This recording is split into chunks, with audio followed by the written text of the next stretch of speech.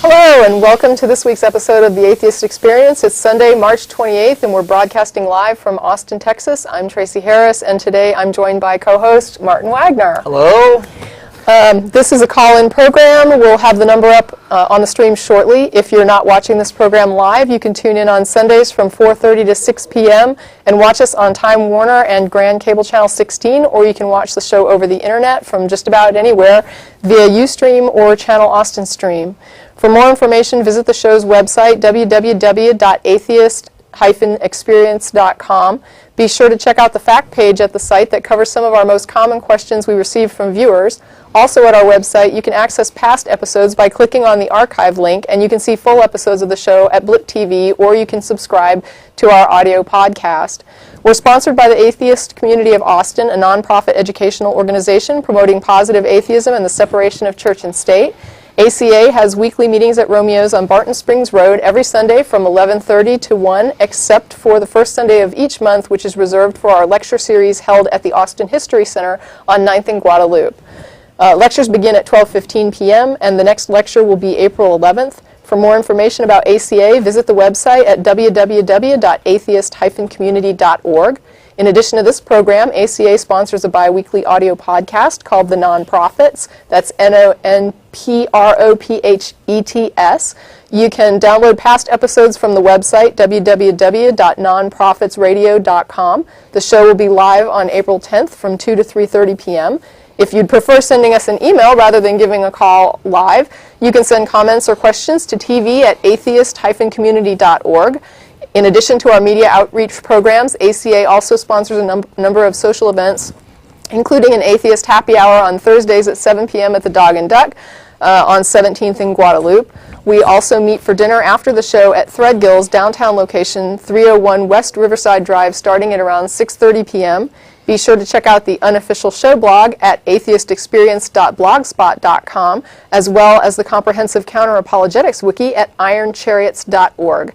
So, Martin, how are you doing today? Hi, Tracie. Got to do my bars. How you doing, and I'm what great. are we talking about? I'm great. Just fine. Yourself? I'm doing good. Lovely spring almost. Awesome. It is actually now spring. Yeah, awesome weather. Yeah, it's fantastic. A lot of gardening. So good day to be in here. It would be so nice if we could do an outdoor episode. Summit Town Lake, maybe? Yeah, and actually go live out and just, and there we are all up by the trees and then by the springs. Maybe something taped one day. I have to do that or something like that. So anyway. Oh, but, well, gosh, there's so much to talk about. It's actually been a rather eventful last couple of weeks in the world. Mm-hmm. Yeah. Religion-related as well as, politically and what have you. We've had ongoing horrors having to do with the Roman Catholic Church and all manner of, more. It's amazing to me that, 8 years ago when it was me and Ashley on the program, and the whole scandal was breaking, and with the priests and the thousands and thousands and thousands of molested children, and here we are in 2010. Still talking and about it. And it's still going on, yeah. And you still have the Pope making excuses. This thing that just, he was quoted today in the news. Here's what old Ratzinger had to say about all of this. Apparently, we're the ones with the problem. Yes, if it weren't for the fact that all of these pesky non-Catholics were bringing this stuff up, right? I mean, It's our problem for calling them out on it. Right. If we would just shut up about all of this and let them go molest kids in peace, there wouldn't be a big public stink about everything that's happening. What the Pope thinks about this is his quote, "From God comes the courage not to be intimidated by petty gossip." Now, I want you all to think about what he just said right there. Petty gossip. How many thousands of children were sexually molested over the years by Catholic priests? How many times did Ratzinger, is it known that Ratzinger shielded these guys, protected them from the law, protected them from prosecution? Moved them to different parishes. Moved them around. Yeah, without warning parishioners what was happening. Yeah, that to me I think is the worst part of it. And this is petty? The Pope thinks this is petty. Right? If you've read Hitchens, and you know Hitchens' famous quote about how religion poisons everything, this is about as good an example of that as you can possibly find. What religion does is it enables and facilitates atrocities in this way. God, okay, when the Pope says, "From God comes the courage not to be intimidated by petty gossip," what he's saying is, God allows arrogant evil men like me to claim that we are above ethical or moral standards of any kind. That's what religion allows. Religion doesn't provide a moral compass to people. What religion does is it hands you a hammer to smash your moral compass with. You can justify anything because you can say, well, God, I'm cool with God, so I really don't care what you think. God, of course, in pretty much all cases, being the idealized, projected self-image of the believer onto the universe. Correct. That's basically what God is. So, well, I'm sorry, Ratso, but what you are is a criminal. Okay? You should be arrested. You should be prosecuted. You should be thrown in jail to have a little bit, maybe of some of this pettiness come your way. And as far as the Roman Catholic Church, I think it's a criminal syndicate, and it ought to be shut down completely, and turn the Sistine Chapel into an art museum, and just get rid of these guys, because you're done. You're done. Okay? You've screwed up Western civilization for several centuries. We're done. Just go away, please, Catholic Church. Just go away. Just stop. Okay. Oh, that felt good. I enjoyed that. Yay. But what else were we going to... You and I, before the show, we were talking about just various things that we've been...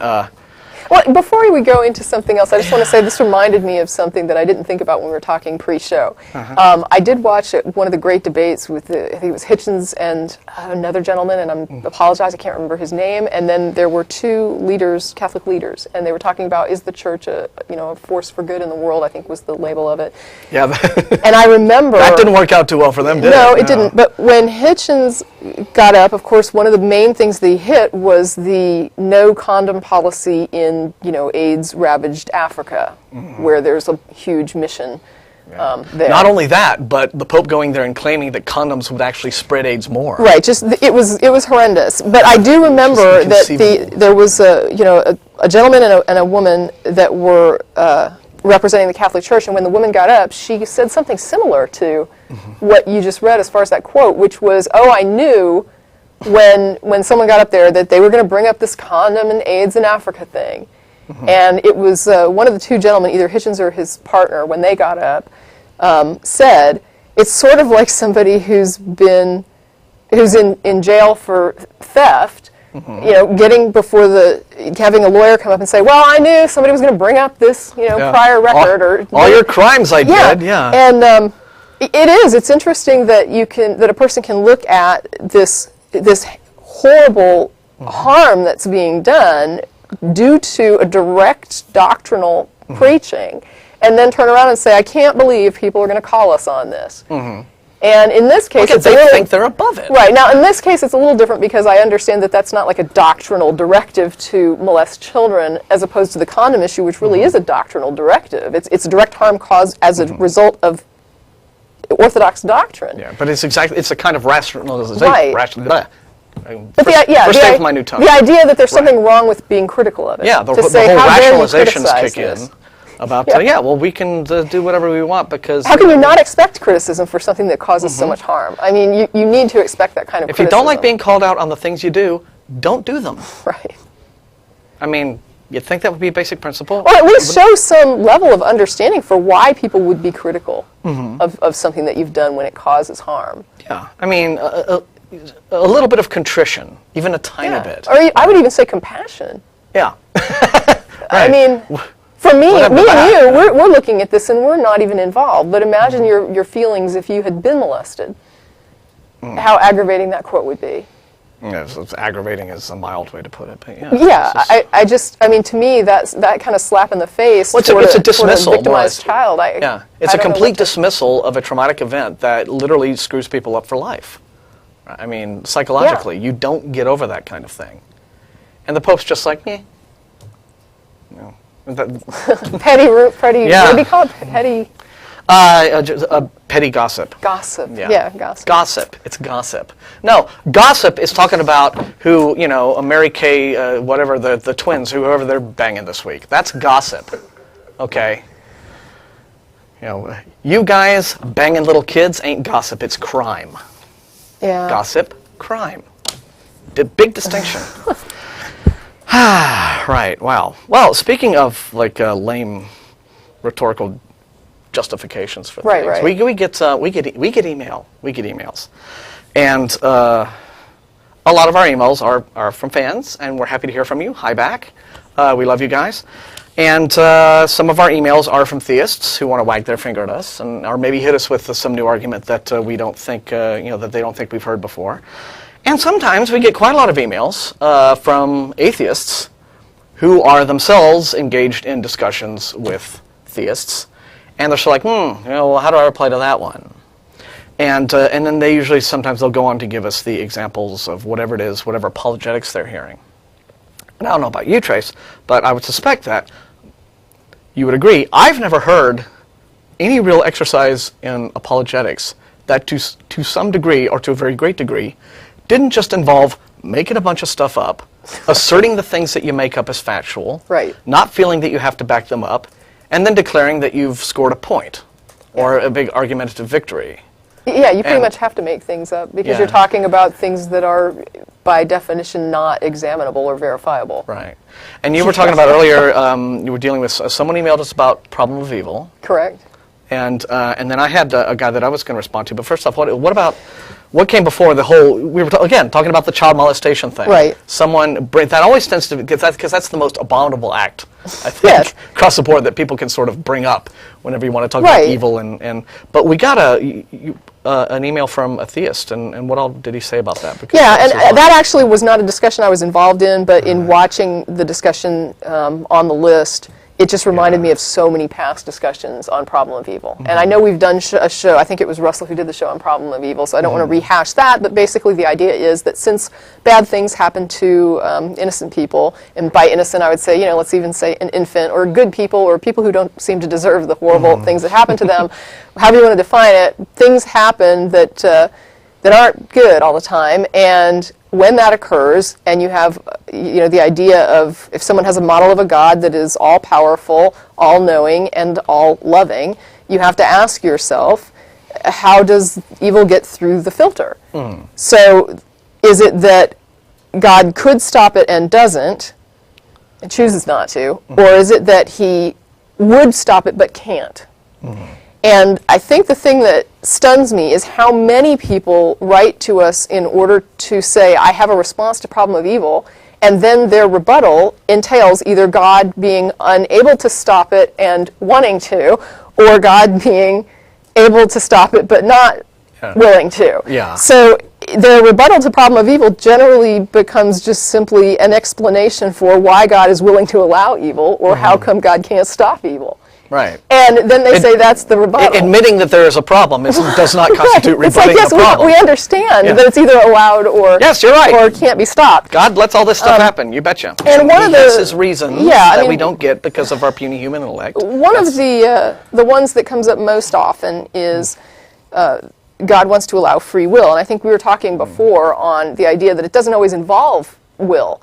We had an incident here in Austin, and I almost feel guilty picking on it because my sympathies go out to the family. I don't want to use this as necessarily, I feel bad using this incident, even bringing it up, but I want to just say that, I'm sympathetic to everybody involved in this. But there was an unfortunate incident that happened here not long ago where someone drove to work and they forgot they had their child in the back of the car. And here in Texas during the summer, it gets extremely hot extremely quickly. You cannot leave animals or infants in your vehicle. Even with the windows cracked, it doesn't help. And you would think, like, oh, that's unfortunate, you think you know where this is going, but you don't, because what happened is somebody saw the child in the car, reported it to security, and said there's a baby in a car, and the car's locked, and it's shut up, and there's nobody there. And security apparently was unable to find this vehicle, the woman had left, and the child died. So in this case, this didn't involve a conflict of free will at any point. with something bad happening. This was simply someone who did not will their own child to die, who simply forgot. It was just a brain hiccup forgot something extremely important. And we'll set aside the whole issue of how a parent can be Right, but, I mean, stupid enough to forget your child. He's not the first person to have done this. It can happen. It was not a purposeful thing. It was not. He wasn't intending to harm his child. And then what happens is you have a bystander who sees this. She does the right thing and reports this. Then you have security that goes out looking. They don't find this. And at any point in this, there could have been a reasonable save of this child without anybody batting an eye or thinking that it was divine intervention, no show of the hand of God, no violations of physical reality, and it could have just been that the person reported it, security, she brought them to the car, and they found the kid was saved. Yeah. So these things happen, and it's not always in conflict with free will. But even when it is, it gets a little hairy, because what happens is they'll say, well, God allows evil because he wants people to be able to do evil. And so they're talking specifically about evil perpetrated on other people by people who intend harm. So we usually ramp it right up to child rape. And the reason we go there is because this is something that is egregious to most people's minds. And so it becomes the perfect model of what to use to say, okay, we all agree this is not good. Yeah. So, okay, child rape. And then the response that is most shocking is when people say, well, God wants people to be able to act on their free will, even though he doesn't always like what they do. And the example that I gave was if I open the door of a room and I see a child about to be raped by someone, and I close the door and back out and do nothing, and then someone finds out about that and they confront me, they would think that I was monstrous. And if I were to say, no, believe me, nobody thinks this is more heinous than I do, but the fact is, I don't want to impede the free will and free action of this rapist, because to me, that's a higher priority than this child's welfare and safety. I can't imagine any person not thinking that I was completely inexcusable, like in my action and my explanation. It would be completely non-acceptable to any compassionate human being. And yet, they use this as their model of God, to say that God prefers to protect the will and action of really wicked people instead of defending the helpless. And that in that case, what I have to say is what you're saying is that God is able to intervene but doesn't. So this is unwilling to stop evil, which the problem of evil says, yes, your God is either going to be unwilling to stop this evil or he's going to be unable. And when someone says unable, what we get with the unable is usually they'll say something is required. So they'll say either free will is a requirement of some sort in order to achieve some ends. And what you're saying in that case is that there's not some other way to do this without child rape being a part of this universe.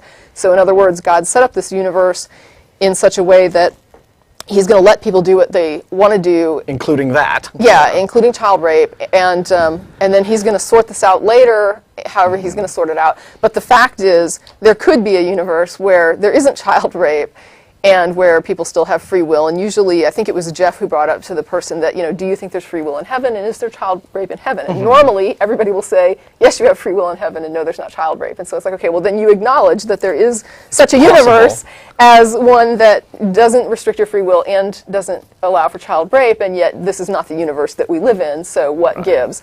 And I just want to kind of point out that if you're going to respond to problem of evil, you're going to have to come up with something different, because both those scenarios hit on either God is unwilling or God is unable to stop, what would be considered evil under the POE. Yeah, well, and another reason why the appeal to free will fails so phenomenally as a response to the POE is that it fails to make the fundamental distinction between free will and action.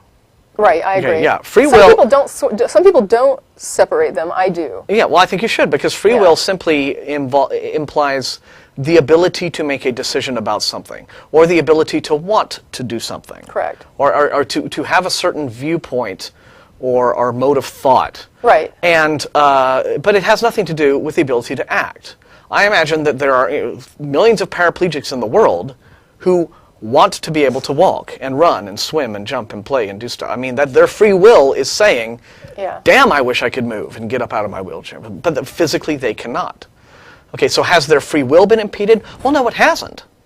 Okay, their ability to act has, I mean, because they have a physical disability. Yeah. But they can want all they want. I mean, mentally they're not robots. Right. They're not stripped of free thought. And that's the problem when apologists will say, well, but if God interfered, then we'd be automatons and we would not. But no, not really. It's a wonderful response. I think it might have been Jeff some years ago when we were doing the show was. For example, if God were to save a child or to save a person miraculously from some impending disaster, et cetera, et cetera, et cetera, well, you'd just be God's robot. And it's just like, okay, so if you fell off a pier and I jumped in and saved your life, that means you're my robot, right? Okay, you have to do everything. Yeah. So it's funny the ducking and the dodging and the weaving. I've not heard, but of course, all of these claims are things that they just cannot verify. Right? Oh, absolutely. It's all a matter of just sort of rhetorical CYA. Right. When you say that free will is important to God, basically you can't know that. Right. You can't know that. And I can't verify it. So when someone tells me God does this because he values the free will of a child rapist and the free action of a child rapist more than the welfare of a child, my response to that is I can't go ask God if he agrees with what you're saying about him, or her, or it. So I have no way to verify what you just said. And so for me, on my end, it's like you just made this up. Because there's no way I can verify it, and frankly, I don't know how you could verify it. And doesn't the victim have free will, right? I mean, so if God is not intervening, and where you have both a victimizer and a victim, both of whom have free will, but the victimizer's got the upper hand. Well, his free action is important. Yes, but the child's free action obviously is not. Precisely. But when you have these people failing to make this distinction between action and will. Right. And you're essentially saying, okay, well then why is it exactly you want me to worship the patron god of child rapists? I'm not quite sure. Yeah, it is a little weird. And there was one thing I wanted to hit real quickly before we go on, and this was just sort of a hat tip to someone that wrote to us. A young man wrote to us, and he's got a YouTube channel. He's a disabled person who... from visually, when you see him in the videos, you can tell that he's disabled. And he wrote in and he had a statement that was sort of ambiguous, but when he clarified it, I understood immediately what he was saying. He was describing a trend that he saw when he argued with theists, and he felt that his disability was being sort of used in an unfair way against him. And we were like, well, what do you mean by that? And what he described, weirdly, was familiar to me, even though I had never heard this used against a disabled person before, and it was appalling. But what he said is that because he's disabled, theists tend to simply dismiss that he could possibly have anything reasonable or intelligent to say regarding this debate of the existence or non-existence of God, because clearly he's angry at God because he's disabled. So therefore, it's fair to dismiss anything he would have to say or think on this issue, which it's disgusting. And it's your basic ad hominem. Yeah, and because you are X, your point of view can be discounted. Well, what I wrote him back to say was that he's the first disabled person I've heard being hit with this, but I've heard other people hit with this, and ironically, it's people who were molested as children by church leaders. And if you're molested by a church leader as a child, I've seen letters on our list where people write in and say, I do everything I can to hide this because the moment it comes out, nobody believes I have anything of substance to say on this issue, and everything I say will be discounted because they're going to say I'm angry at God. And it doesn't matter that I have reasons for why I don't believe. It's like suddenly these people simply do not count in this debate. And I'm like, that must be so frustrating. It would be, for me as a woman, it would be like somebody every time I get upset saying, oh, you must be PMSing. I just couldn't possibly just be upset about something. It has to be PMS typical week. Hysterical female. So, that's just you all over, right, and Tracie? that just couldn't... I mean, to me, the idea that somebody would use that against a person who's disabled or a person who's been molested as a child and just say, I'm going to use this as my excuse why I don't even have to hear you. You have no voice because nothing you can say could possibly matter. Is insult to injury. Yeah, it's extremely cold. But again, it provides the convenient out for the apologist who can't really just, all I can say is that, before you write somebody off like that, at least give their arguments a listen and make sure that you can demonstrate that they are utilizing that they are in some way angry at God and expressing that anger at God and not giving you a decent argument, because you at least owe them to listen to what it is they have to say and to then make a judgment about whether or not your prejudice about them not being able to give you a decent argument is valid. So you at least have to give them a hearing, just like you would any other person who's not disabled or molested. I feel sad that I have to even say that. I know it's a real shame, but that is again one of these rhetorical little tricks that people just sort of kind of weasel out of. Well, here's the odd thing. I had written to a friend of mine. I said, what's most interesting is that we often hear Christians ask, what happened to make you stop believing in or hate God? And ironically, we spend a lot of time dispelling this rumor by explaining it's not about a bad emotional experience. Really, the idea just doesn't make sense to us. But on the flip side, we get a lot of mail from Christians who get upset when we point out their personal subjective emotional experience they had when they were 16 doesn't count as a rational reason or evidence that their belief in God is correct. So they do this very thing, and then they turn around and say, oh, you're doing this. And it's like, no, you're doing this. On the one hand, it's almost hypocritical that they accuse atheists of doing what they turn right around and do. On the other hand, it makes perfect sense to project. If this is how I think, this must be how you're thinking. Well, they extol the emotional aspect of conversion as a great virtue and a benefit and why it's so wonderful. Now, but why is it that their emotional experience validates their God? But if someone were to, I'm not saying precisely, but if someone had a negative emotional experience and they say because of this there is no God, wouldn't that be just as valid? Emotional reasons for belief are okay. Emotional reasons for disbelief are not even if they really were the reasons. Yeah. Suddenly are not valid. Right. Right. I mean, to me, if somebody says, well, I had this positive emotional experience, and that, to me, demonstrates I know there is a God, then it should be valid for somebody to say, well, I had a really bad experience in church when I was a kid, and it turned me off, and that, to me, means I know there is no God. And if you're going to use your emotional experience as evidence of God, then somebody's negative emotional experience should be evidence there is no God. I think it's both ridiculous, but you can't accept one and reject the other. On what grounds would you do that? Yeah, Christians find it really baffling when I tell them that I have nothing really but positive memories of growing up in the church that we went to in Houston when I was an adolescent. Yeah. And I have a lot of fond memories of those days. Yeah.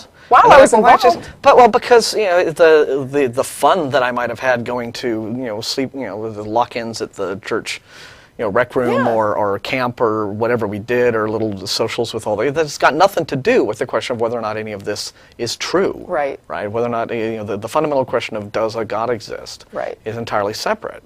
And so I have another letter from a guy that I would like to respond to, but we've had some callers waiting for a while. Okay. I think why don't we go ahead and take these first couple of callers, and then I'll go ahead and read this in a few minutes because we're a half hour in, and so let's go ahead and get the show. What do you think? Well, Jim was first. Yeah. So thanks for holding callers. Jim? Go ahead, Jim, from New Jersey. Hi, Martin, Tracie. How you doing? It's a pleasure to speak to both of you today. I was really hoping on catching Matt, but I understand he's sick. Not that I disrespect either one of you. You're all just fine. Good. So the Pope said the sex scandal was petty gossip, huh? Oh my goodness, will that man stoop to anything lower than that? He probably will, yes. I'm waiting to see it. But that's not why I called. I called because being unemployed, I've been watching a lot of TV lately. Oh, boy. There's a show that comes on, ironically, on Sunday. Well, maybe not ironically, I'm not sure. It's called A Haunting. And it's a story. Yeah. It's every hour this thing is on. It's on back-to-back, like sometimes a whole day. And where a family moves into a house, and they start hearing footsteps, and then they start seeing strange things. And it always ends up the ghosts are throwing stuff at them, and then only the Catholic Church can save them. They come in and they do a little blessing, or sometimes they go all the way to exorcism, and problem solved. Now, Get in there and rape those ghosts, and just right there. I tell you. Yeah, well, now, I'm a non-believer like you guys, which means that I don't believe in ghosts, I don't believe in goblins or demons or any of that crap. No supernatural stuff. Sometimes I start to wonder, maybe I'm wrong, but I'm wondering what your take on this is. Is it all just made-up stories? Is it just... Are you asking about these shows in particular? Well, that's what really sets me off. I mean, these particular shows. I can tell... there's a lot of shows like that out there. There are, yeah. Just about every network is out there. It's ready. I will tell you why the show The Haunting, is on the air right now. It's a little movie called Paranormal Activity, made $107 million at the box office. And it was a lousy movie. Television is a business. They're about the ratings, they're about the advertising dollars, they're about the money.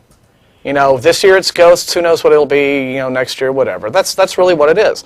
Because what happens on that show, like you described it, right? Every week now you basically get a new episode of Paranormal Activity on TV. They're just trying to cash in on that little on a box office popular trend.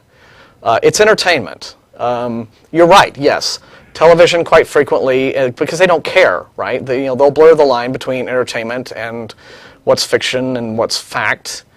Because they can, they're not in the business of being educational. And what really, I'll tell you what burns me up about a lot of those shows is when networks. I can understand maybe something like Fox, filling their airtime with crap like this, right? But it really frustrates me when you get on these networks that are supposed to be educational networks, right? The History Channel, right? No, the Learning Channel.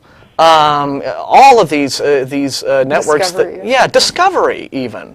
All of these all of these networks that ought to have some sort of scientific and scholarly credibility to their programming are just doing all of this paranormal BS just day in and day out, and of course they have a couple of guys, we're going to investigate and be scientific about it, and then they show up and go, ghosts, and that's the extent of their scientific investigation, right? So that I think is just it's doing a disservice. You're fundamentally making a very large television audience stupid for the benefit of advertising dollars and ratings. Well, I had suggested one time that maybe we should do like an offshoot where we go to haunted places and sit around doing nothing all night as a group and film it. Like just waiting for something to happen. A whole hour of nothing. us Like hanging out in the hotel room. Playing cards. Yeah, and right? this is like the most haunted room in the hotel or whatever. And somebody responded, I think it was on the blog, and they said, what would you call it? Like, or they said, this week's, or an hour in carbon monoxide poisoning or something. It was like a joke about why people see these things in their house. And she was just like, this week in carbon monoxide poisoning. Yeah, you guys might as well get in on it too. Sometimes I think I'm in the wrong line of work, It's like, oh well. I don't know. I was starting to think maybe the Catholic Church was sponsoring those programs. Well, I'll say I did a show on a viewer who wrote in about a ghost story. And after I did that, one of the things she kept saying was, if you saw what I saw, you would believe this. And after I did that show, I got slammed by viewer mail where people were writing to me saying, I had the weirdest experience. And they were giving me these big breakdowns on these weird experiences. And then at the end, they would say, but I know I couldn't have seen what I saw, so I don't know what it was, but, I know it wasn't a ghost, because there's no such thing. They were just like, I don't know what this is, but it's not, it's probably just a trick of my brain. One guy said he stood and looked at his brother-in-law in the closet for like 5 minutes, standing there. He had woken up out of a sleep, which always makes me laugh. Anytime someone says I woke up, or I was just about to fall and go to bed, or, I had just laid down for a nap, I mean, right there, that's you lost me. Hypnagogic, Yeah, so you got to at least be awake. Yeah. Okay, well, at the bare minimum. a lot, guys. I appreciate talking to you. I appreciate your answers. Sure. Hey, Jim, thanks for calling, man. Take care. Bye. Righto. And Luca was holding. Yeah, Luca's been holding a while, and thank you very much. Luca? Luca from New York. Hello, how you doing, guys? Thanks for waiting. Yes, thank you. Yeah, I love your show. Thank you. So what do you want to talk about today? Well, I'm an atheist, but I'm not particularly, aggressive about it. But I live in New York, and every once in a while, You live in New York and you're not aggressive? Come on, man. People will come up to me and try to give me pamphlets and convert me and whatnot. And when they do that, they start the conversation. I feel I have the right to respond, and I have a couple of ways I try to convince them that God doesn't exist. And I'm wondering if you guys could tell me what you thought about these two arguments, and if you could maybe help me tweak them a little bit. And if you had something else, an even better way to talk about it. So my first argument is the basic inconsistency of the notion that, on the one hand, God created us in His image and He loves us and we're all His children, but He sends 80% of every generation to eternal torture, just on the basis of some arbitrary book or whatever. But so it's just if you loved your child, you wouldn't hit him with a baseball bat because he didn't brush his teeth. Right. So it's like a fundamental inconsistency. It just doesn't make sense that He would do that. Okay. And then my other argument is let's put the case that it's 100% true that it's God that faxed the facts of the Bible into the brains of the people that wrote it. It's divinely inspired, blah blah blah, and miracles are true and all that, right? So the fact remains that supposedly God is smarter than us. We have no way of, understanding what his plan is and whatnot. Mm-hmm. So how do we know that God's plan is to write the Bible, which is making false claims about slavery being okay and rape being okay, for the purpose of testing whether we're smart enough to understand that those claims are false, and on that basis allow us into heaven if we manage to say, hold on, we should question everything because God gave us free will, and we should understand that the Bible is false and it's all a bunch of bullshit, and that's how we get into heaven. Well, yeah, that's a fun sort of counter that I usually use when people bring up Pascal's wager, right? Okay. The whole, if you atheists are right, then I've lost nothing and we all just die. But if I'm right, then I get to go to heaven, you go to hell, so eh. Yeah, you don't know that. Right, but and what I say is, well, hang on, how do you know that what God's really doing is he has allowed this religion of Christianity to flourish? He has the Bible out there. It is all a load of BS. And what he is really doing is he is gauging the human race to see just who is using this gift of reason that he has bestowed upon us well enough to see through all of that. And really what's going on in heaven is that's where all the skeptics get to go. And all the believers get to go to hell for being suckers, right? Exactly. For swallowing all of this. How can they say that's not the case? But I don't know, I would say, and Tracie, I don't know, tell me if you agree with me, you're saying that these folks approach you? Yeah, they're handing pamphlets on the subway. Oh, right, okay, so they're the pamphleteering, okay. These people share a prayer T-shirt and, like all these real burning hell. Oh yeah, they're all over the place. Trying to. Yeah, okay, so they're doing the pamphleteering thing in the subway stations. Oh, I got to go to New York now. Well, what I would do is I would take a slightly different approach. Okay. Which is that I would just hand them the pamphlet back and I would say, thanks very much for this, but I understand what you're trying to do. But what I would rather hear is you tell me, and don't reference this pamphlet or anything, why don't you tell me, this is the classic Atheist Experience question. I agree. What do you believe? Don't look at the pamphlet, what do you believe, and then why do you believe it? Explain what you believe, and then tell me why you believe it. And then try to make a case, a persuasive case, for why I should believe it too. Convince me that the reasons why you believe what you believe are good enough reasons for me.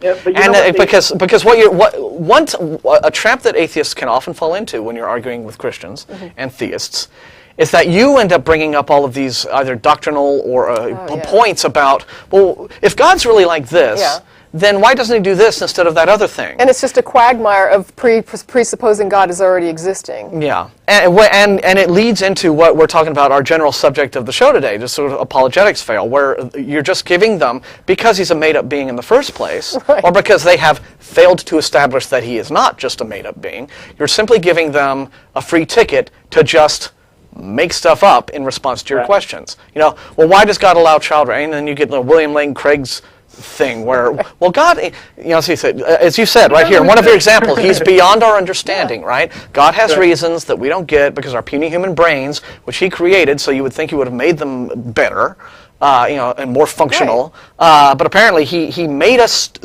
he made us stupid so that we wouldn't understand why he does things that he does that don't make sense. And you're just giving them a ticket to make stuff up in response. So I would just, put them on the spot. They've got the burden of proof, not you. Make them answer those questions. Two things I tend to hit are, number one, what is it that you're defining as God? Because whatever you're going to claim about God, I need to be able to reference this thing so that I can verify that what you're saying is true. So whatever you say about God, I've got to be able to go over here and examine that God and say, I agree or don't agree with what you just said about it. Otherwise, you're telling me stuff about something I can't verify, and I have no way to know if what you've said is accurate or not. So unless I know what you're calling God, and it is something I can compare your claims to, I have no way. I mean, to me, that's the same as you might as well be making stuff up, because I have no reality to compare your claims to. Right. But number two is, if they do offer some, you probably won't get past that. But if you do get past a definition of God that you're willing to accept, at that point, you can't move into proofs such as an inspired Bible, because there's this reality that things that don't exist can't be the cause of other things. So that means that when somebody says, I accept the Bible as an inspired book that demonstrates God, the reality is, if there is no God, then that is not a book that is inspired by God. So first we need to establish whether or not there's a God, then we can make a determination about whether or not that God would be responsible for writing this book. But if we don't know what God is and what God might do, we don't know if God would write a book or not. And you can't look at the book and say, well, it's obviously a book written by a God, because we don't know what a book written by a God would look like or how it would differ from a book written by people. Right, exactly. So another thing I do sometimes when say, hey, do you believe in God? I say, no, I believe in Santa. Which is, another version of the spaghetti monster argument. But, because there's a book about Santa, there's, a lore about that. You can say Santa's you can meet Santa at the mall. Well, there is a historic, I think, personage of Santa at some point. Yeah, he's real, historically, sure. So, wouldn't it be awesome if, like, some church for Christmas or something, like, how the malls have Santa, and then for Easter they have the Easter Bunny, and why don't churches just ever, for the fun of it, just have like some dude dressed up as Jesus, and you can go and little kids can sit on it. Back from the resurrection. Or just not even that, just have kids sit on it. I was take thinking for pictures. Easter, it would be pretty gruesome. Yeah, well, see, they just don't want they don't like that idolatry thing, I suppose. Okay. But well, I hope we're we being helped, silly Luca. Now. Yeah. Yeah, but the thing is just, again, make sure, put them on the spot and make them, meet their burden. Yeah, they have to demonstrate their claims. Yeah. They always tend to go back, and go back to the Bible. I believe because in the Bible, because it's written by God, and it's written by God. Okay, but they have to demonstrate there's a God that could author that book. Yeah. Otherwise, you can't get to the book. It's like we can't talk about the book God wrote until we demonstrate there's a God. Until you can convince me a God exists, I'm not going to believe he's doing things. Right? Right, but if Christians were smart enough to realize that they're making circular arguments, they wouldn't be Christians anymore. Right, but you're asking what rebuttal can you provide, and I'm saying what Martin is saying, you have to demonstrate this to me, and if you're going to demonstrate it to me, you're going to have to be reasonable, and that means that we're not going to talk about things you're telling me God does until I see that there really is this thing called God that you're talking about. Yeah, and they're on script when they're doing this kind of public witnessing to you, and they want to sort of draw you into their script, and you got to kind of get them off script, and that will throw them off a bit, and then you can just sort of take it from there. But again, Tracie's right at the very basic level. They will state something, and I'm going to give some more examples of what this, again, this sort of apologetics fail as, an example of how they can just make stuff up in response to your questions because, it's easy that way. It's all made up in the first place, and so they can just assert things, and they often do this. They will simply make an assertion. They will state it as if it were axiomatic, as if it were self-evidently true, and then they'll go, ha-ha, so there's my answer to you. And you have to just explain to them or make them understand. You have to stop them even before they get to that point. And they'll say, well, in the Bible it says, okay, back up, because we still haven't established it. So work on that, and then, if you want to email us, if you have more questions about how to do your approach and everything like that, do so, please. Yeah. And happy to help out. But we're going to go ahead and maybe take a few other callers now.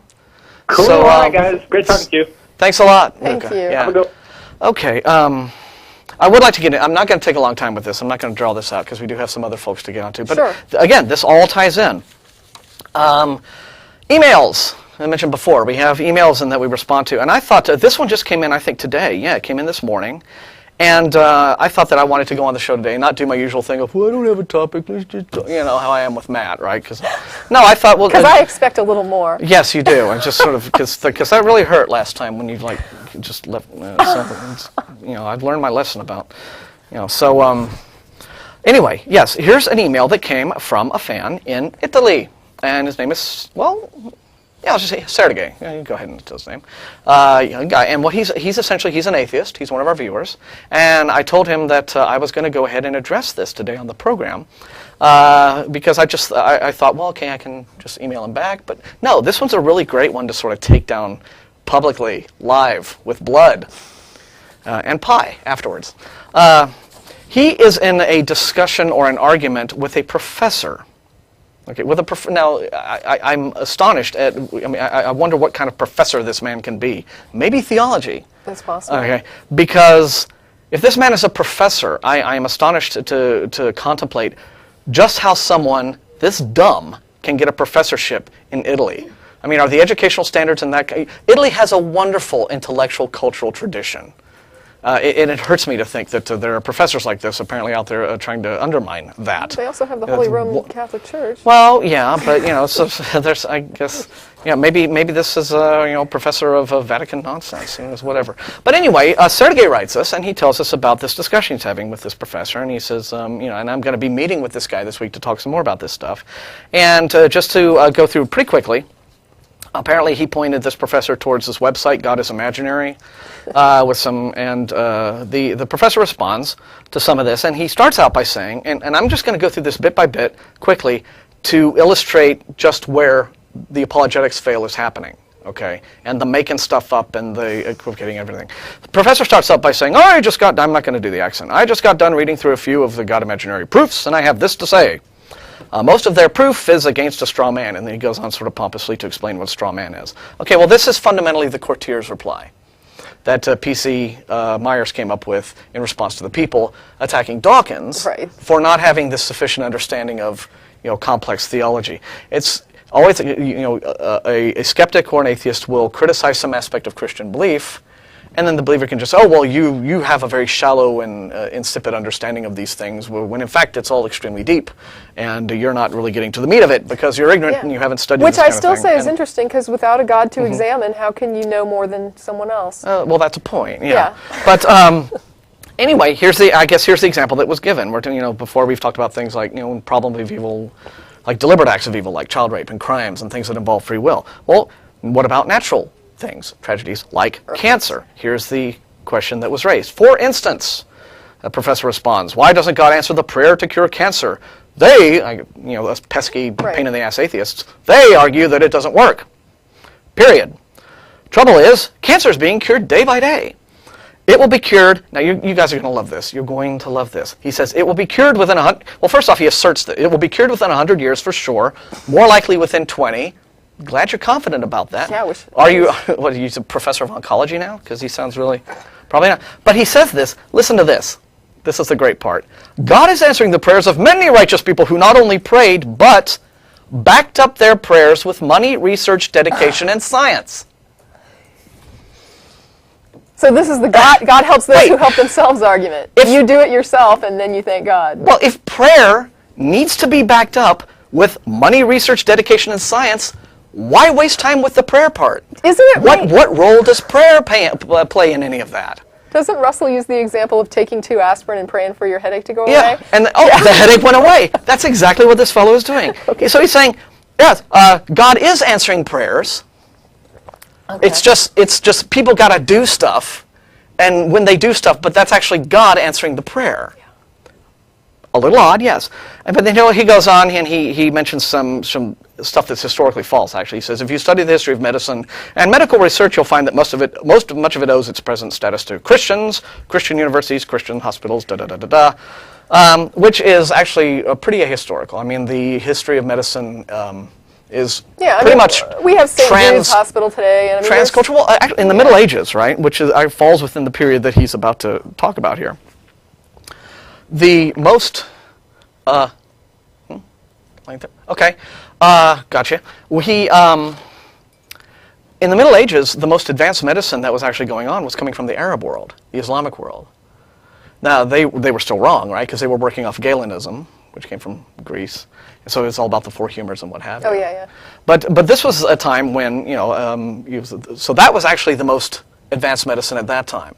And then in throughout all human cultures, you've had this or that or the other advance, and someone going along to fix some errors in our knowledge and what have you. But to claim that, again, it's mostly due to Christians, that's just plain ahistorical. But again, what he says is these same Christians prayed greatly each time they invested in research, outreach, and care.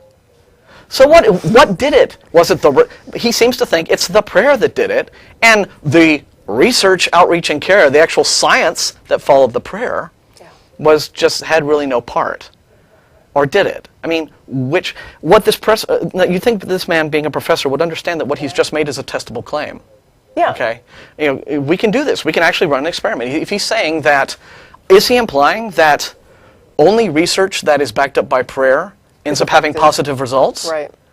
Or is he saying simply that, yes, prayer happens, but you got to have human activity to back the prayer up to get those results, in which case, why do we need prayer at all? Correct. No, he goes back and forth, and he doesn't really, explain which of those two kind of conflicting positions he actually holds. It's like the children's story with the stone soup. I won't go into it, but you can look it up online if you're not familiar. Stone soup. But what he doesn't get with when atheists ask these questions is, look, why can't prayer simply be sufficient in and of itself?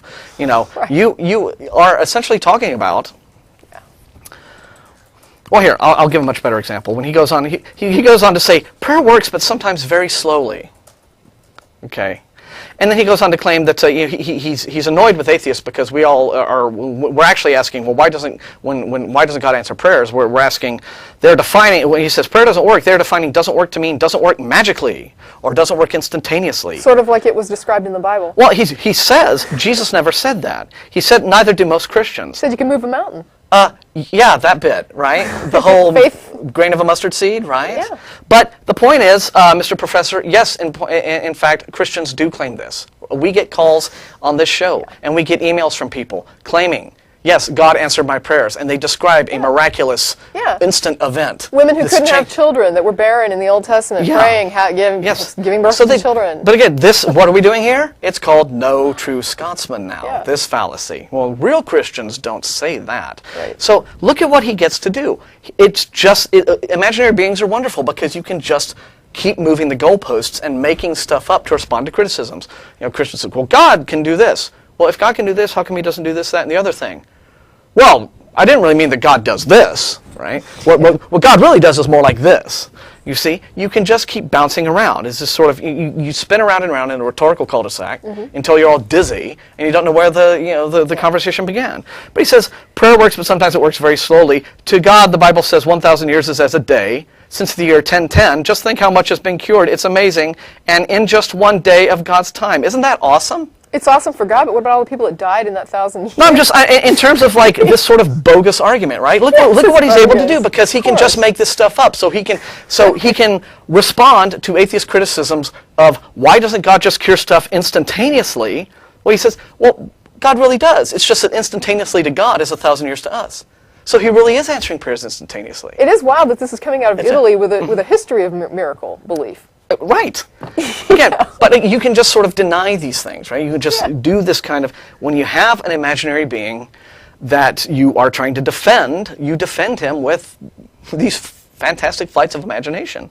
Because, but this is just a hilarious example of this sort of thing, and I'm really, really stunned. So if Sergey is watching this, or if he sees it later on Blip TV or something like this, just you tell your professor that I'm absolutely amazed that someone, actually tell him that this professor has my thanks, because we live in Texas, where the educational standards are known to be pretty abysmal, and they've just gotten worse. And to know that there is somewhere else other than Texas that a person this stupid can become a professor of anything kind of makes Texas look not so bad this week. So thanks for that, Professor. But it really is just incredible. So in other words, according to this professor, the results of prayer are indistinguishable from the results of hard work and human effort.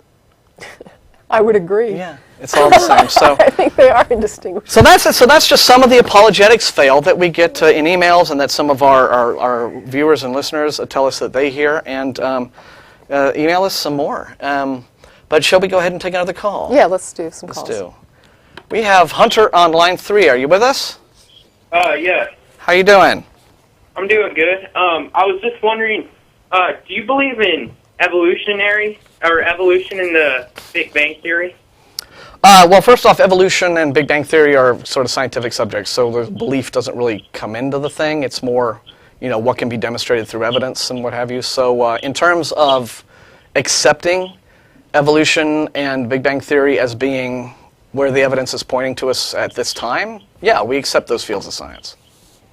Okay, so basically you believe that... Again, no, we don't believe anything that is scientifically related. I know, but you kind of get what I'm saying. But basically what the Big Bang Theory states is that light beams came out of this big explosion, and turned into protons, neutrons, and electrons, which later turned into an atom, and then turned into planets, and then turned into life. Is that what you believe?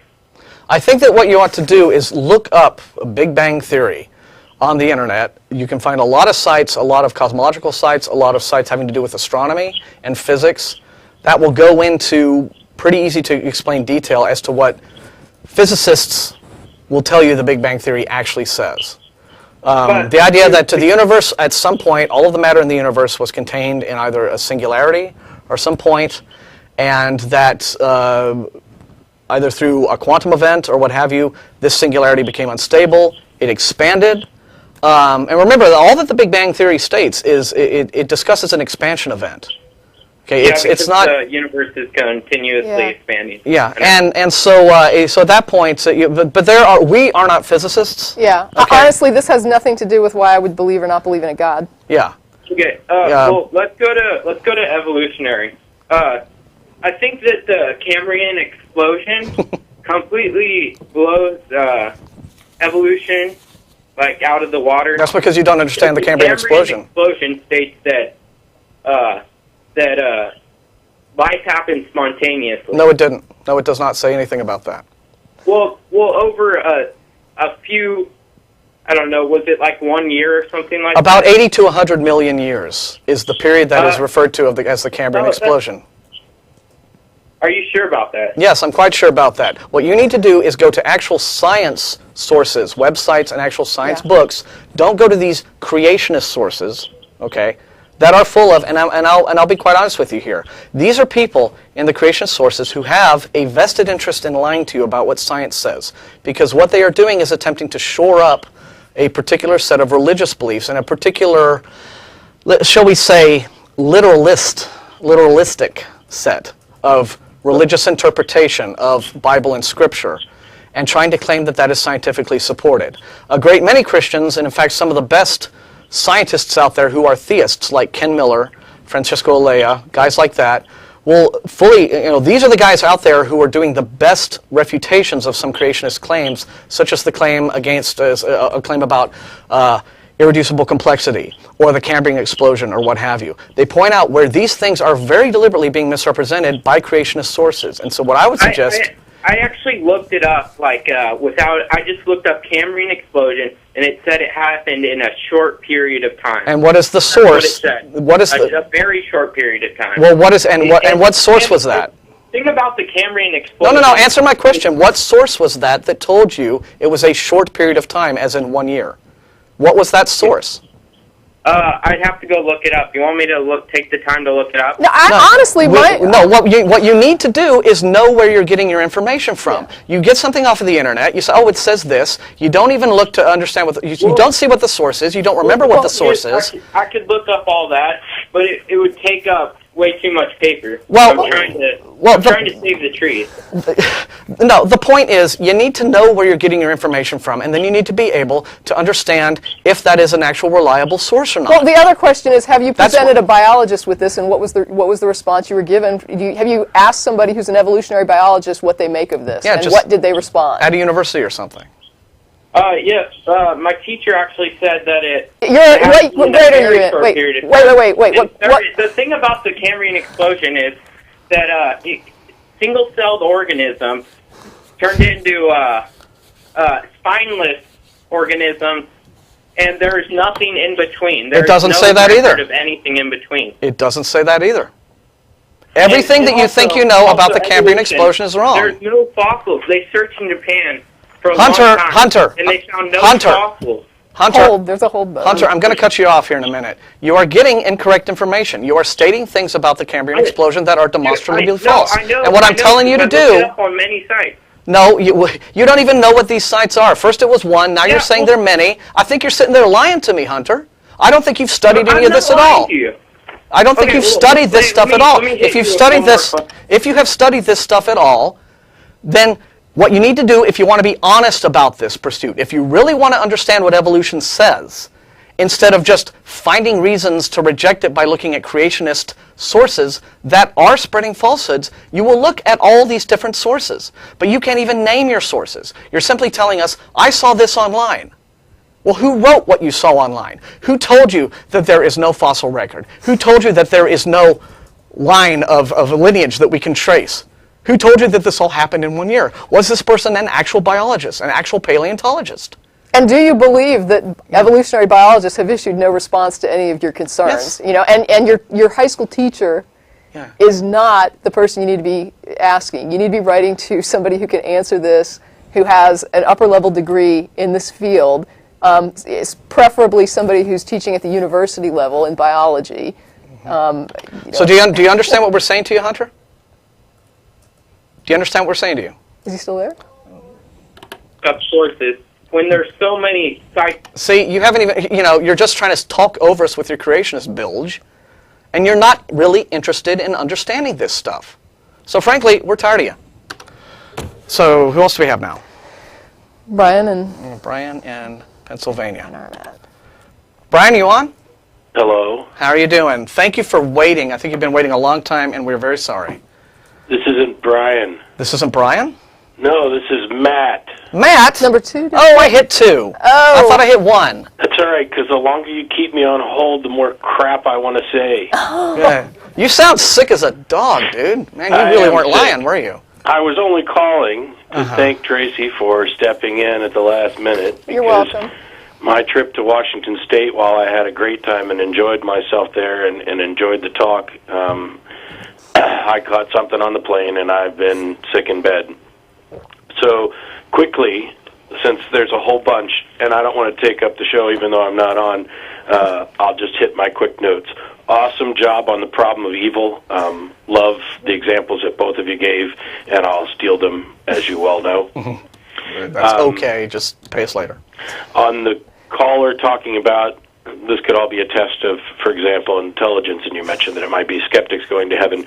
Not necessarily just intelligence and reason. This could be a simple test of humanity and emotion to determine who is not ready to sacrifice their moral compass, their compassion, their humanity, and their integrity in order to worship something that is obviously immoral. Right. There's a bunch of stuff coming up with regard to accommodationists. There was this Skeptic post the other day that about 80 people sent me, which I'm sure I'm going to rip into because this is the second time she's done it. Meanwhile, the NCSE is congratulating Templeton winners. So this accommodationist trend is to the point where I almost got out of bed Friday night and made a special episode of the Nonprofits, except I couldn't talk. Just to yell about that. Yeah, I'm really upset about that too, because the simple act of congratulating Ayala, or is it Alea or Ayala? Ayala. All right. I always get that confused. The simple act of congratulating him for winning that award seems to imply that it is a legitimate award. Yeah. That is worth congratulating someone for. Right? When, in point of fact, the Templeton Foundation has always been about pumping a whole lot of money into media efforts to make it appear as if there is some sort of movement within science to validate Christianity. And that's all it's been about.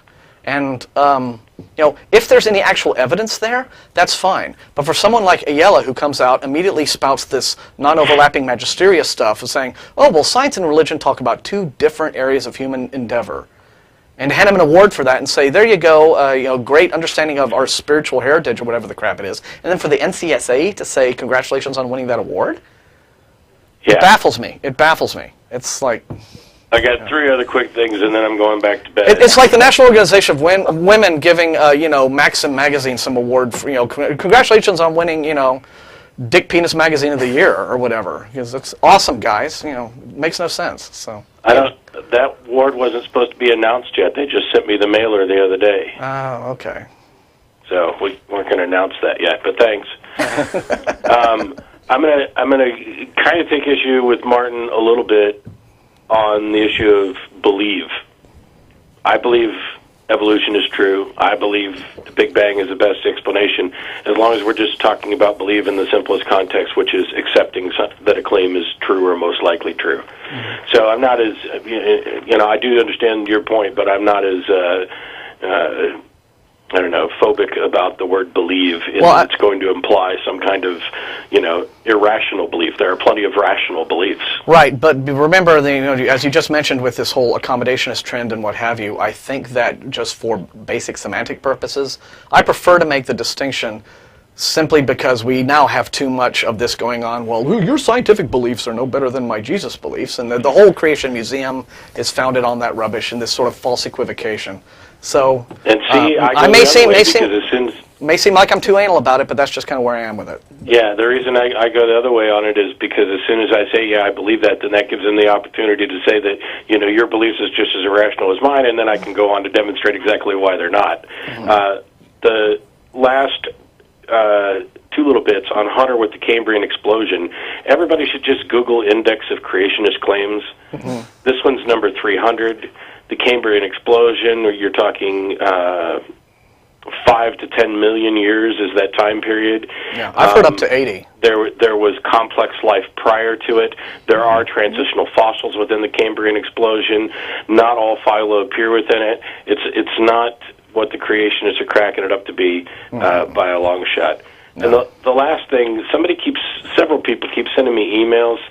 There's this moron on YouTube who has evidently tried to call me out and then claims that we're chickening out and that I have some Santa complex. This guy, I've seen a couple of his videos. It's the lowest possible form of apologetics, and he's welcome to call into the show just like anybody else. Mm-hmm. But if you're spending a lot of time paying attention to idiots on YouTube, and especially the comments that are made to idiots on YouTube, life's too short, man. Don't waste my time with it. Yeah. But that's why I never respond to those emails that we get from people saying, "Here, watch this YouTube video, and it'll make sense of everything." I just delete those. Yeah. When we get them. So. Anyway. So great job, guys. I'm going back to bed, and I'll talk to y'all soon. Get better, etc., etc. All right, man. Bye. Bye. Okay. Now we can do Brian. Yeah, I was actually just going to leave him hanging because I'm like, that's Matt. We have real, just other callers out there, so it's sort of like, no, all right. Brian's been waiting. Brian, who has been waiting forever and a day. Ben? Hello. We are so sorry. Thank you for being patient with us. Yeah, patient. Yeah, my clothes are going out of style over here. Oh, we're sorry. Who's the guy with the cold? He sucked. Don't put him on anymore. I don't know how he got through the screeners. Yeah, I'm telling you. He's this crank who calls us every week. What can we do, Yeah. Greetings from Pennsylvania, by the way. How are you guys? Good. We're good. We're all right. Good. I just had hopefully a quick question. I have a meeting coming up with my pastor. Now, I'm an atheist. Been an atheist for about 3 years, out of the closet about a year, I guess you can say. And my pastor, who tends to our family's religious, spiritual things, had just found out last week that I'm a theist, that I'm an atheist. I was speaking to him on the phone, and he said he would like to speak with me about this. Come to the principal's office, young man. We have a problem you must discuss. Well, it was sort of like that, and I kind of replied that I said, well, I'd love to talk to you about this, and, so we can do this next week. What I'm worried about really is that, I don't know, it was brought up last week on Faking It. I think someone said, can I quote, professional theologians can obfuscate the fallacies, which I believe 100%. And I'm dealing with a, 65-year-old man with, PhDs, and I respect him. He's smart, he's intelligent, he's educated, he's wise. I don't understand why he's a Catholic if he's all those things at the same time, but I do respect the man for his views on other things besides Catholicism.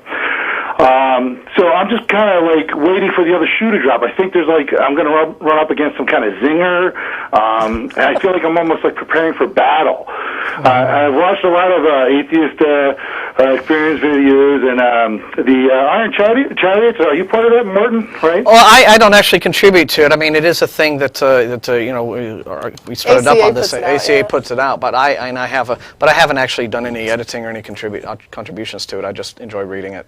Yeah, wealth of knowledge there. I suggest everybody who's watching right now to check that out, because that's got a lot of answers to it. They've done an excellent job on it. But it also made me realize that there's going to be a zinger here. This priest is going to drop a zinger on me, because because when I went to Chariots, I saw something about the argument for divine sense. Sensus divinitatis. Are you aware of this? Well, give us a short version. Everybody is born with a God detector in them, and this makes sure that you can detect and be aware of God. Therefore, you have a chance to know God, and you shouldn't turn God away. This is one of the... A God detector. Here's the thing, Brian, I have a little bit, just to break you in here for a second. When I was very young, I left a fundamentalist church, and one of the things I agreed to do before I left was have a series of meetings privately with the preacher. So I understand exactly what you're fearing. I can tell you that this man cannot prove to you, cannot demonstrate to you any evidence for the existence of a God. No, I'm aware of that. I just want to make a good accounting of myself because I feel like he's going to pull something out of a hat that's going to back me into a corner. He's not. He's going to spring a trap on me. I'm going to walk right into it. Brian, he's not. I actually had the preacher tell me that he could not demonstrate that the Bible was inspired by God. Now, this is a fundamentalist preacher. Could not demonstrate this to me. He showed me like 1 or 2 verses, and I said, well, what about Luke? And he said, well, do you want me to go through and show you where every book says it's inspired? And I said, well, isn't that what you're telling people? And he said, well, I can't do that, but I just have to believe that God had a hand in creating this book. And I thought, wow, so basically you're saying you don't really know that it is divinely inspired, you're just simply telling people that. This is what the kind of thing you're going to be up against. There is no magic, there's no rabbit going to come out of a hat. Don't worry about it. And know that whatever claim he makes, he's the one that has to demonstrate this to you.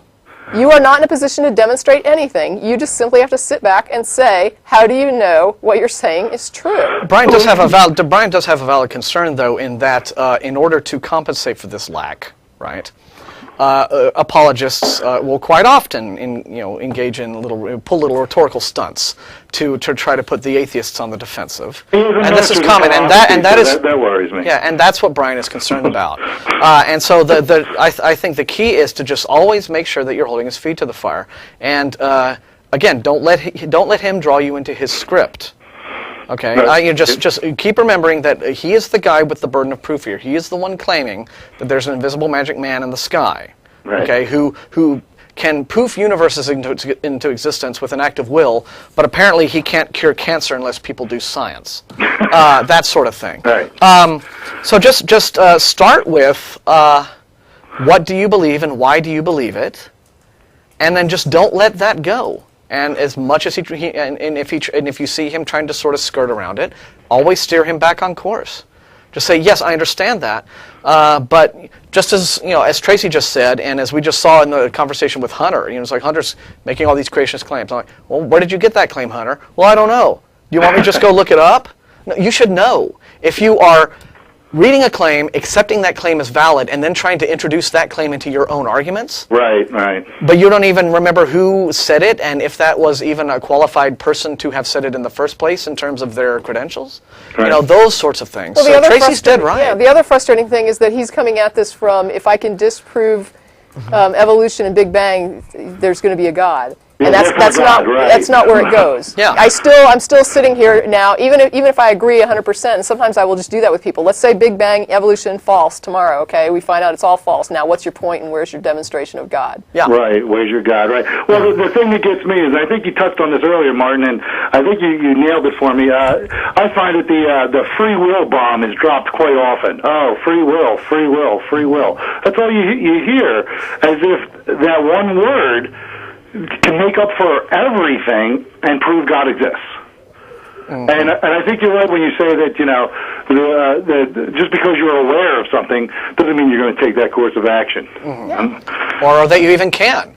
I wish I could fly, like without use of an airplane, right? Mm-hmm. Or a helicopter. I'd love to just be able to, zip off like, Neo in the Matrix and, have lunch in Chicago and come back and do whatever, right? Love to. Yes. My free will is crying out for that superpower. You're not using it correctly, apparently. Your free will is not being used correctly. Not eating enough beans, whatever to get me aloft, just sort of. So there's it's just free will, nothing to do with your ability to. Well, do us a favor if you think of it, Brian, and send us a note to the TV list when you have your meeting and let us know how it goes, because I'd be interested. Oh, I definitely will. Can I throw in a quick question? Sure. I'm a father of a few kids as well, and I'm the only atheist in the family. And do you have any advice for a father, because I'm dealing with a Catholic wife and Catholic kids who are going for their sacraments and things. I would say write to our list. We have a couple of co-hosts who have children. That's a Russell question. Yeah, and that's Jen has question. kids too. So I think one of the hosts with kids would probably be a better hit on that.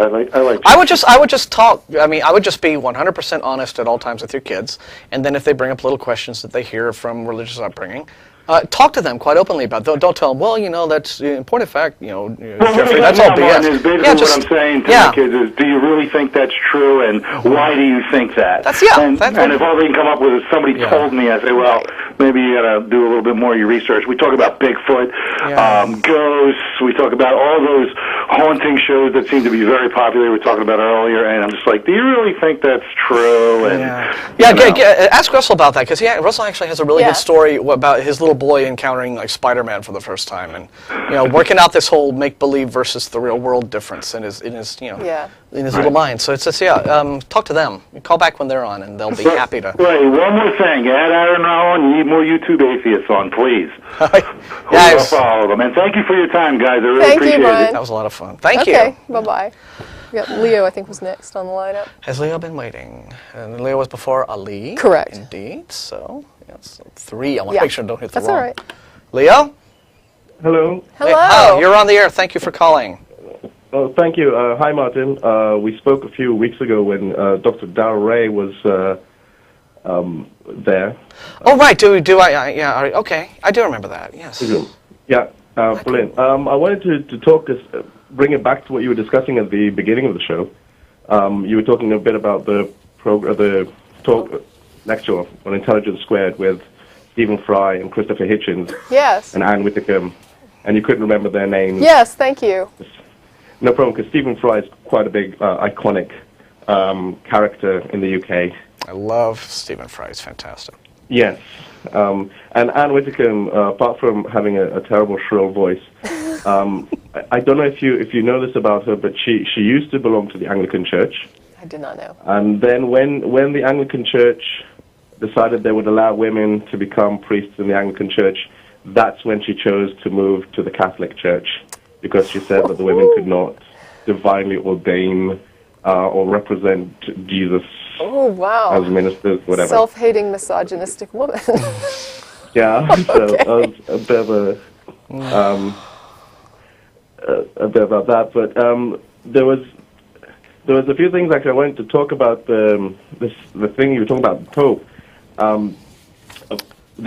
First of all, it's a little mean to the Pope. What's happening in Ireland? I don't know how many people are. I'm sure people are aware. It's quite big news, but the current cardinal, who is now the head of the church in Ireland, and apparently when he was younger, he was the secretary who went around taking statements from people and making them sign affidavits of silence, to refuse, to not speak of it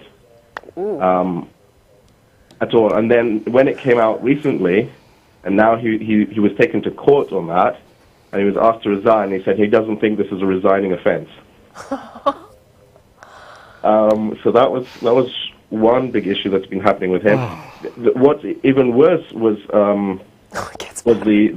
the Pope now, who was in 2001, he was cardinal, and I want to get his title correct, and Christopher Hitchens mentioned this as well in one of the, I think it was The Independent, but it was one of the main newspapers in the UK was talking about this as well. He was prefect of the Congregation for the Doctrine of the Faith. And at that time, it's basically like their Inquisition, if you will. But at the time, he wrote a letter which was then secret, but actually came out. It was. I've looked for the actual letter. I couldn't find it, but Hitchens apparently quoted it, and so did the newspaper, stating that he threatened all the bishops of the time to not talk about it by threat of excommunication, to only deal with it internally. See what I keep saying about crime syndicate? I mean, they behave this way. It's the Corleones, the Sopranos. I mean, where's the difference between how they handle their little issues? So, about this whole the thing with the kids here. We ain't got to talk to you about that. So it's There was another. There was another thing which is a bit more personal. This isn't directly to me, but it's my partner's family. Mm-hmm. And they were in Austria. And there were another case where pretty much all of her brothers were abused by the bishop, by the priest at the time. So you have, you know people within your family. Yeah, and I know the people. Yeah, it's my partners. They're good friends of mine as well. I know them all. They're like brothers-in-law, if you will. I know them directly. There's a few of them. They know of more people. I don't know everyone there, but they estimated that about at least 30 people were molested by this one priest. And when the parents tried to raise it with the bishop, first of all, the community so didn't believe it that they actually blamed them, the parents, for it and excommunicated them across the street to avoid them, because they were making stories about the priest. And why would they raise up such horrible things, and why would they do these things? This is like excommunication from the community. So the attitude was, well, you can't prove that we did this, so we're going to publicly smear you as liars and excommunicate you, and it all just ostracizing them. Right. Yeah. Right. Even I think it was, I don't know how many years later, when finally they got something done. I mean, this was a big process. So first they shifted the priest. Mm-hmm. Then the police came to investigate, but after interviewing like 2-3 people, they said that it was all the people they had interviewed. They couldn't do anything because of the expiry, the law, the statute of limitations. We have statute that of limitations. here. Thank you. Yes, thanks. And which is in and of itself quite horrific. But the thing is that there may have been other cases which hadn't passed the statute of limitations, but the police refused to investigate further. Now, I'm not sure if this is because the police may have a law that says that if they suspect it had passed the statute of limitations, they're not allowed to actually investigate further. In Ireland, this was even worse, because in Ireland, the police just refused to report it. In some cases, they just took all the files and took it directly to the bishop and just gave it to them and said, look, what do you want to deal with it? And they just refused to investigate the issues. And the police was actually held to part of the blame as well. So it is really systemic in how this belief system is so... It's so much wider than just saying a few people. Yeah. Because it gets to the state protecting you, the mechanism that's protecting you, is failing. Yeah, you end up at the point where you start asking how deep does the corruption go, and the only answer is how big is your shovel, right? I mean, it's just that horrible when it's that entrenched. At least this is starting to come out, right? And so. Yes. But I understand. Oh, sorry. I was just going to say, we have seen that trend as well. I mean, I've seen that in the media where I've sat and wondered, these are crimes. I don't care who you work with or what organization you're affiliated with. The cops don't need to be coming to your place of work and saying, would you like to handle this internally? I mean, this is a violent crime. Yeah. Mm-hmm. And you don't ask the organization itself whether or not it wants you to come in and investigate. You do your job. It doesn't matter who this is. You come in, you do the investigation, and if somebody's committed a crime, you arrest them. You don't move them to another parish and say, well, we'll just let you all handle that. How about that? It all ties into this undeserved respect that religion just automatically gets for being religion, right? Yeah. I mean, imagine if the Securities Exchange Commission went to Bernie Madoff, right, and said, we've got all this evidence of this massive multi-billion-dollar Ponzi scheme that you've been doing for 40 years. Here's everything we got. You want to just take care of this? Oh, sure. Yeah. I mean, I do understand. I'll take care of all that. I do understand that associations within any association, you're going to have things, skirmishes, whatever, that are going to be internally handled with internal rules and internal doctrines. But at the same time, when you cross that line where you have committed a crime, a criminal act or a civil violation, that's when it now is no longer in the purview of just your little group. It now is a social concern, and the police or the civil authority now has a right to be involved in that, and an obligation to be involved in that. I think, Tracy, I think it's actually bigger than that. I think that just by a quick Google, the number of countries that have been affected, and I counted Austria, France, Germany, Czech Republic, in fact, Belgium, Australia, New Zealand. The number of countries is just staggering. That's just not less than half the countries, and in each case, the numbers are just coming up and up. And I'm thinking, just on this issue alone, let alone the condoms issue, but just on this issue alone, do we not have enough to get The Hague involved and bring up the Pope for crimes against humanity? Like, just on this alone. Yeah, I think it would be great. Intervene on an international level. There's already a lot of noise in the media about, the Pope needs to resign because of this. It's obviously because of based on his attitude in his quote today, he doesn't seem to think that's necessary. That may be a necessary step. I think that's maybe good to get the dialogue going on that. I don't know if under the Hague's rules that, that would have to maybe be investigated. But heck, I'd sure love to see it. Because you're right, it's beyond serious. We thank you for the call and for all the information, but we're down to like 5 minutes. We want to go ahead and get to our last 2 callers before we sign off. So, stay in touch with us through email and the rest of it. And thank you again. Yeah, thank you for calling. Thank you. Should we hit Ali has been waiting on line 2. Ali? Hey, how you doing? We're good. Sorry to keep you waiting here. What's up? All right, don't worry about it. Yeah, how's it down there? I haven't lived in Houston in quite some time, but I hear it's still kind of nippy, or? Well, it's weather's pleasant today. We have a nice spring day. What can we do for you? That's cool. That's cool. I'm actually calling from Chicago. I'm a theist, a Muslim, and I just want to discuss particularly the issue of default positions with you, if it was okay. I know we don't have much time left, but.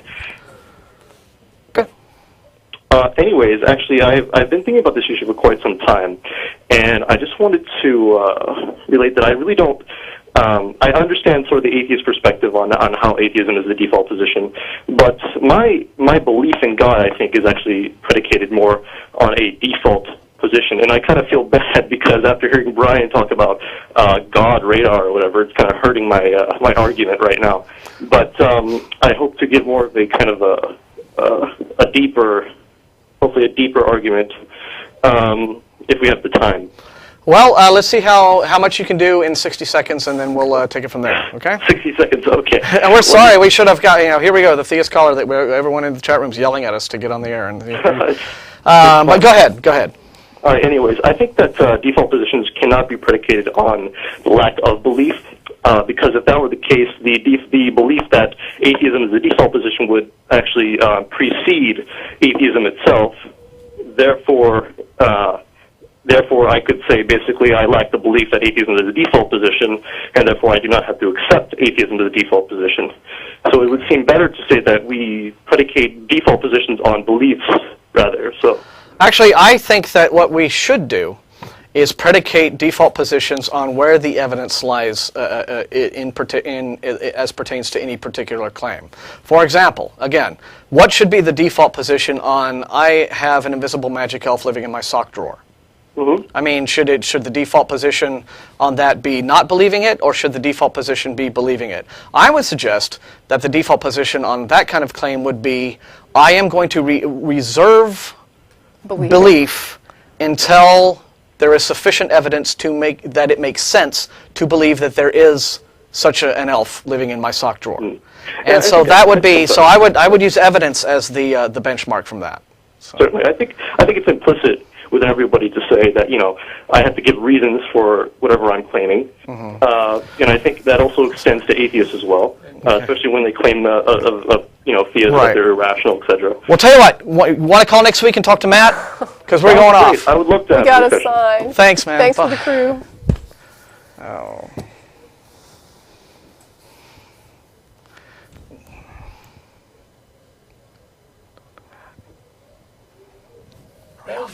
Are we off?